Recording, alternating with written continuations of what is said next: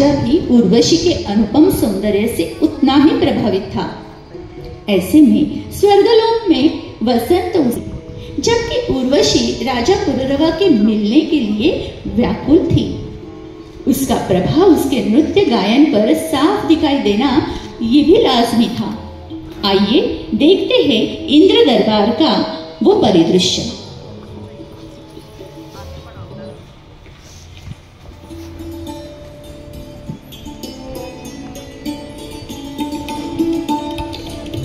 आजच्या नृत्य नाट्य महोत्सवाचे प्रेरणास्थान सदा वंदनीय देवराज इंद्र, परमपूज्य देवगुरु बृहस्पती आणि उपस्थित देवगण, समस्त सृष्टीत ऋतुराज वसंताचे आगमन होऊ लागले आहे। सगळी सृष्टी नवनिर्माणासाठी सज्ज होत आहे, हे सर्वांना माहितीच आहे। तर या मंगल प्रसंगी आपला इंद्रलोक कसा बरे वगैरे या मंगल प्रसंगी मी भरत मुनी आपल्या सर्वांचे सहर्ष स्वागत करतो आणि पुढील कार्यक्रम सुरू करण्याची आज्ञा द्यावी अशी देवराज इंद्राला विनंती करतो। धन्यवाद देवादिदेव। प्रिय रसिक देवगणो, आजच्या नृत्य नाट्य महोत्सवाची आपल्या इंद्रलोकाची देवप्रिय त्रिभुवन सुंदरी नृत्य सम्राज्ञी अप्सरा उर्वशीच्या नृत्याने होणार आहे। चला तर मग तिच्या नृत्यकलेचा आस्वाद घेऊया।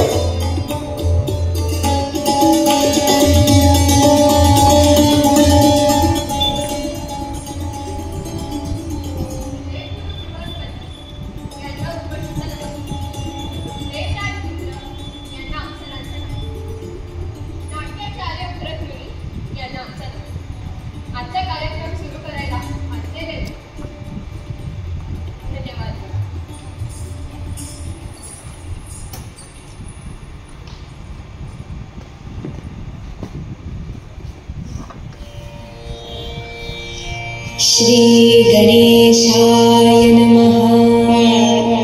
नमो शारदा वागीश्वरी, आदिदेव महादेव नमो नमः। नमो गुरुमूर्ति बृहस्पति, स्वर्गाधिपति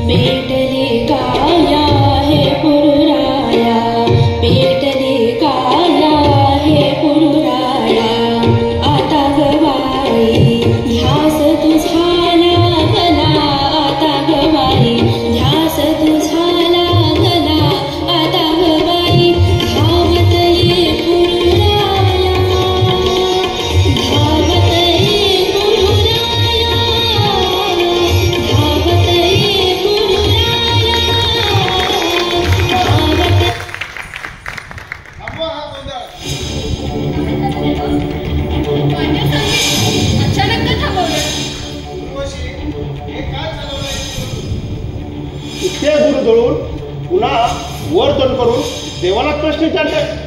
वा ऋषी वा. अगं बाई, माझ्याकडून भलतच विपरीत घडून गेली की काय? क्षमा करा देवा, क्षमा करा. क्षमा कदापि नाही. आज तर तू या भरत मुनीच्या तोरणाला काळ भासलास. तुझा ताल चुकलाच कसा उर्वशी? तुझा ताल चुकलाच कसा? एक तर आमच्या दरबारात एका मानवाचं गुणगान म्हणजे देव लोकांचा उघड अपमान.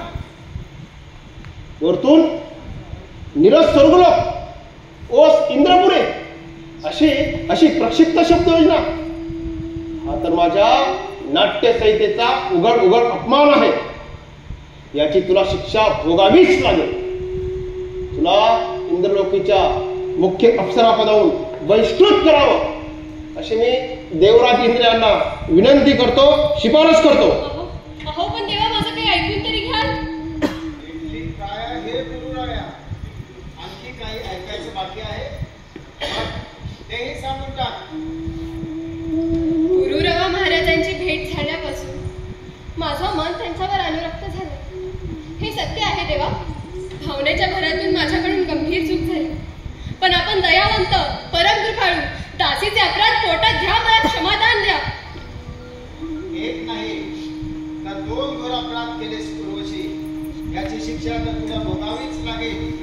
म्हणून मी असा शाप देतो की तुझं तात्काळ प्रभावाने स्वर्गलोकातून पतन होईल आणि उर्वरित आयुष्य मृत्यूलोकी काढावं लागेल. बाई ग, हा काय अनर्थ झाला देवा? आपला शाप तर मला चुकणारच नाही, पण स्वर्गलोकी परत येता येईल असा काही शाप द्यावा.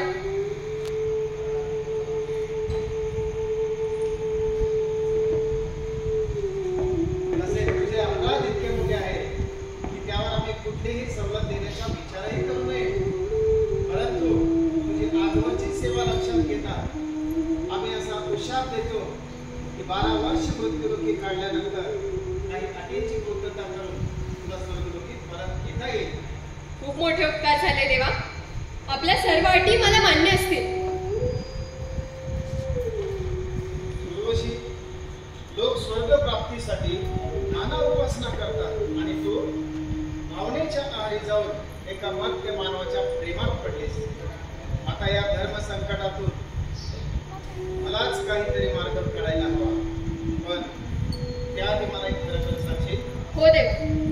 तुझं हे प्रेम एकतर्फी तर नाही म्हणजे महाराज गुरुरावांची त्याला संमती मिळेल? हो देवा, तेही सतत माझाच विचार करत असतात याची मी स्वतः खात्री केली आहे. तर मग भोग आपल्या कर्माची फळं. तुला महाराज गुरुरावांसोबत मृत्यूलोकी राहता येईल, पण एका अटीवर. एक काय, किती अटी घाला देवा. माझ्या प्रेमासाठी आपण सांगाल ते दिव्य करायला मी तयार आहे. जोशी, या क्षणी तुला कितीही वाटत असलं तरी कालांतराने प्रेमाचा आवेग ओसरून जातोच. त्यात ही चंद्रवंशी राजे जितके पराक्रमी तितके चंचल आणि हो पुन्हा मृत्यूलोकीच्या नियमानुसार तुझं तालुक्यात ओसरत जाईल. यावेळेस महाराज गुरुरावा तुझ्यावर तितकंच प्रेम करतील हे सांगता येणार. अशा वेळेस तू काय करशील? अर्थात पुढे जे काय होईल ते माझं नशीब. पण आजचा प्रेमाचा क्षण कशाला खराब करून घ्यायचं?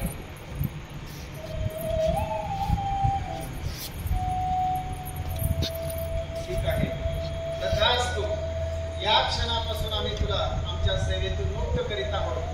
यापुढे जसं विधी लिखित असेल तसंच होईल. त्यात आम्ही तुला कुठलाही दिलासा देऊ शकणार नाही. जा उर्वशी, जा. धन्यवाद देवा.